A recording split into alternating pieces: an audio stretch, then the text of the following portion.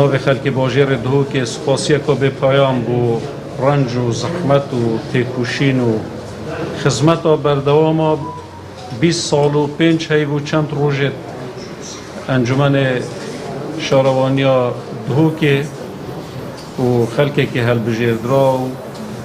رک صندوق دنگدانه ببونه اندامت و انجمنه و بیداریم که زحمت و خبات و جیب تأکید بهت برچا فرگرتن و بود خدمت بهت هجمارتن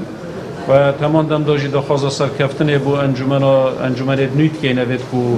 بریارک حکومت حریم کردستان پشتی دیراست کردن هنده که هم چوا بشین